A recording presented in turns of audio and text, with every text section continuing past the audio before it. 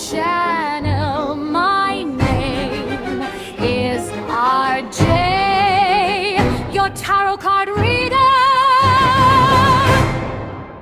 Take what resonates and leave those not for others. Watch on your own risk. Hello my dear! Magandang gabi po sa ating lahat. Good evening, good evening, good evening. Of course, kung hindi nyo naman po gabi napapanood or napapakinggan ng ating reading, ikaw po'y binabati ko na magandang umaga, magandang tanghali, at magandang hapon. Tayo po ay mag-collective reading. Line up natin for tonight is si Leo. Okay, Leo, tingnan natin kung ano ang meron sa area mo. Okay.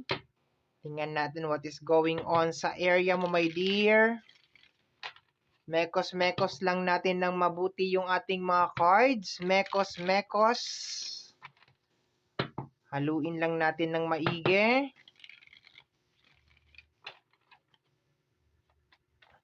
Okay na siguro to.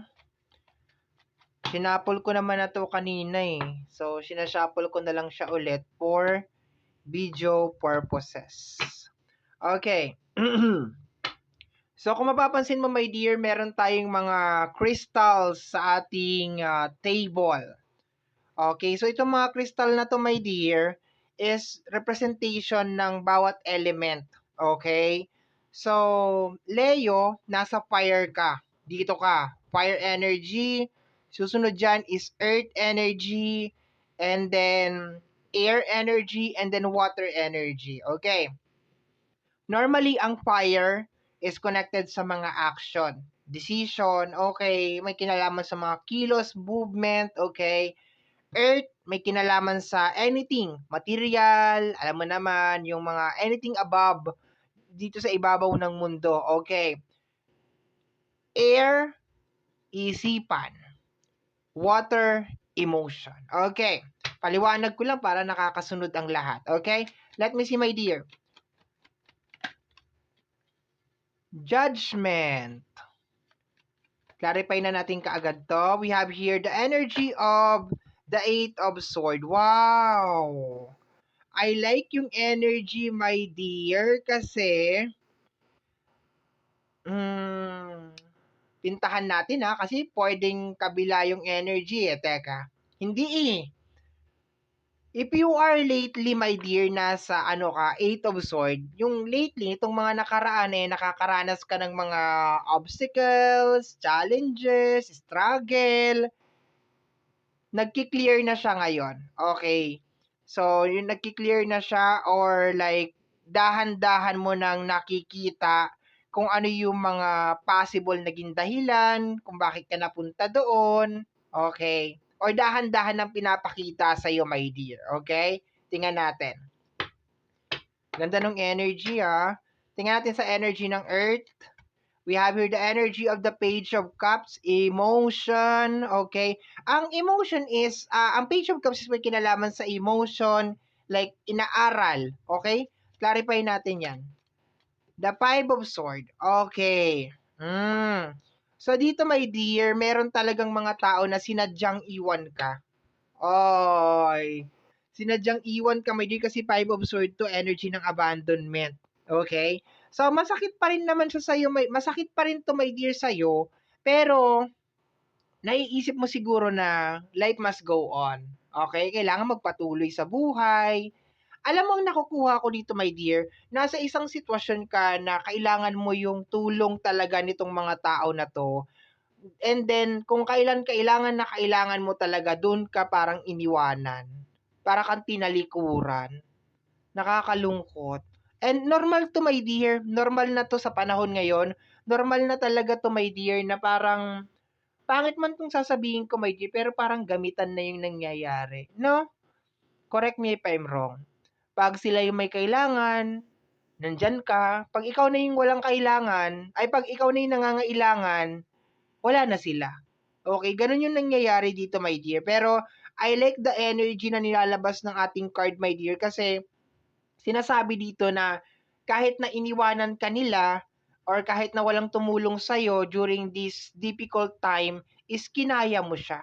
You survive, okay? Yun ang nakukuha ko dyan. Tingnan natin. Next card. Air tayo. The Hangman. Uy, isipan tong area na to. So, yung situation mo, my dear, actually made you stronger. Uy, gusto ko tong reading mo, my dear, ha? Nakaka-motivate. Made you stronger yung situation mo kasi hangman yan. Marami kang natutunan, marami kang na-realize. Oh, the Two of Wands. Okay. Actually, may time na parang naisip mo rin, my dear, na hindi ka makakaalis na dyan sa sitwasyon na yan. Parang wala na, habang buhay na ako nandito sa sitwasyon na to. Pero based on the energy, pinaglabanan mo yon. And ngayon, dahan-dahan mo nang nararamdaman na nagbabago na yung flow ng energy. Okay? Very, very nice. Water, emotion. Tingnan natin what is going on sa area ng iyong water. We have here the High Priestess and the Six of Pentacles. Clarify nito, may di yung sinabi ko na meron mga tao na nandyan lang sila pag may kailangan sila. Tapos, pag pag ikaw na yung may kailangan, nawawala sila. Ayan, at least nakita mo na may di yung masakit man, pero yun talaga ang excuse me, masakit man pero yun talaga ang katotohanan. Okay, that's the reality of life. Okay, pero ang ganda ng energy, especially sa area ng fire. Okay, kasi dito ka talaga eh. This is your placement talaga eh. Fire sign, Leo. Kasi dahan-dahan ng gumagaan or dahan-dahan ng nagkakaroon ng liwanag, ng clarity, okay, dahan-dahan ng gumagaan yung sitwasyon. And ang pinaka gusto ko dito, my dear, sa energies, ang dami mong natutunan, ang dami mong nalaman. Okay. Tingnan natin. Dagdag tayo ng oracle card. Yun yung masakit na katotohanan, my dear. Kumbaga parang mahal ka lang depende sa pakinabang. Depende sa pakinabang mo. Okay. Tingnan natin, my dear. Pahingi po kami ng oracle card. Okay, eto daw. We have here energy. Running errands. Okay, teka lang. Management. Alam mo, ano to? Ang pagkakaintindi ko sa card na to, practicality, probation, efficiency. Okay, ang pagkakaintindi ko sa card na to, my dear, it's more on para nagiging maingat ka na sa mga kilos mo ngayon. Or this is a reminder, lalo na sa usapin ng financial, kasi kung makikita mo, nakatayo siya dyan sa ATM mo. Nakatayo siya dyan sa ATM. So, I think this is more on mag-ingat ka na next time or probably baka alam mo na to ngayon kasi meron ka ng awakening sa energy, my dear, ng ating air energy, okay? Na maging maingat ka sa mga decision making mo. Talagang nag-iisip ka muna dito bago ka pumindot, no? Bago ka mag-withdraw. Ano ba yung mga paggagamitan ko ng pera? Okay, ano ba yung mga bibilhin ko? Okay, maganda to. Nagiging maingat ka. Sabi ko nga, napakarami mong natutunan eh. Ang dami mong na-discover lately. Ganda ng energy. And sa energy ng High Priestess at saka ng Six of Pentacles, this is energy of revelation. Kaya masakit eh. Sa emotion talaga siya tumama eh. Doon siya log landing talaga sa emotion, my dear eh. Oh? Kasi si High Priestess revelation yan. Siya yung nagpapakita talaga ng katotohanan. And tingnan mo kung anong pinakita niya, my dear. Na yung mga tao na tinutulungan mo, sila pa yung number one na tatalikod sa'yo. 'Di ba? Depende sa pakinabang. Mahalaga ka lang depende sa pakinabang. Okay? Tingnan natin. Additional cards pa tayo, my dear. Additional cards. Leo.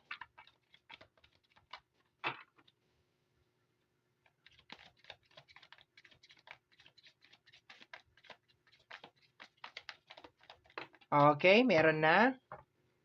Ano 'to? We have here boundaries. Ayan, oh, boundaries. Natuto ka na maglagay ng boundaries, my dear. Pero aminin natin may mga tao na magagaling talaga, 'no? Ako danas ko 'to, my dear Leo, danas na danas ko talaga 'to. Danas na danas ko 'tong nangyayari sa'yo ngayon kasi may mga tao din na hindi ayoko naman magbilang, ayoko naman kasi ang pangit naman nung gano'n, na parang binibilang mo pagkatapos mo gawin, pero masakit kasi. Sa totoo lang ang sakit. Yung para bang ine-expect mo na hindi ka naman nanghihingi nung yung eksaktong ginawa mo para sa kanila, kung ano man yun, yung kahit simpleng comfort man lang. Yung kahit simpleng, "Uy, kumusta ka na? Buhay ka pa ba?" Yung mga gano'n, wala talaga. Tapos magpaparamdam, mangungutang. Ano ba 'yan? Minsan ka na nga lang magparamdam, mangungutang ka pa. Anyway, 'di ba may boundaries na 'yan, oh. Kita mo yung ano, yung flow ng reading natin, my dear, oh. Talagang nag-iisip ka na ngayon. Talagang naging ano ka na. Sabi ko nga, dahan-dahan na nagkakaroon ng clarity sa energy ng ano, fire. Dahan-dahan na nagkakaroon ng linaw ang mga bagay-bagay. I love yung energy ng reading mo, my dear. I love it so much. Ang ganda. Okay? Let me see. Last card tayo. Last card, Leo. Tingnan natin. Dami mo natutunan, my dear. Dami mo natutunan. Natutuwa ako kasi ang dami, hindi ako natutuwa sa pinagdaanan mo, pero ang dami mo kasing natutunan kaya nakakatuwa siya. Ang dami mong na-discover sa mga tao na parang tinuturing mo na sanggang dikit mo, ano yung para bang walang iwanan, yung mga ganyan. This is, I feel unworthy of having, I feel unworthy of having love in my life. I feel miserable and lost. Okay, hindi 'to mawawala, my dear, okay?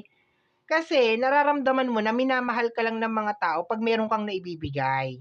Kaya nararamdaman mo 'to, I feel unworthy of having love in my life. Kumbaga parang sinasabi mo dito, 'wag na lang mag-love life, 'wag na lang.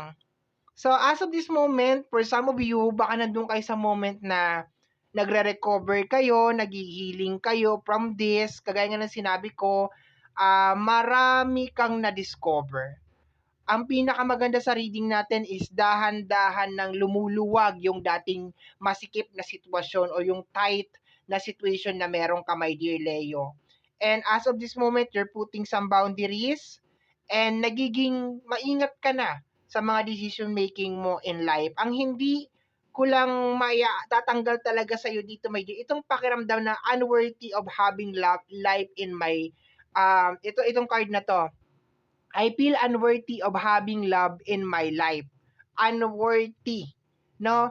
Nararamdaman mo to, my dear, kasi probably iniisip mo na wala nang magmamahal sa akin kasi 'pag wala akong maibibigay. Meron 'yan, my dear, meron. Nandiyan lang 'yan, hindi mo pa nahahanap, okay? Karamihan kasi ng tao ngayon talagang practicality. Talagang nandun sila sa meron silang mahihita, nandun sila sa talagang gano'n, eh. Napapansin ko ngayon, correct me if I'm wrong, my dear, oh, malay mo ako lang 'to, 'di ba? Pero pansin ko talaga, karamihan ng tao parang naka-focus na lang sila, dapat meron silang mage-gain, dapat meron silang benefits. I feel miserable and lost. No, 'wag naman sana, my dear, 'no? 'Wag mong 'Wag mong i-label yung sarili mo, my dear, dahil hindi ka nakakahanap ng love or parang walang nagtatagal or walang nagiging seryoso. Sabihin na lang natin ano, dahil siguro sa hirap ng buhay, 'di ba? Kaya gano'n nagagawa nila 'yun. Ganyan ang ginagawa ko, my dear, eh.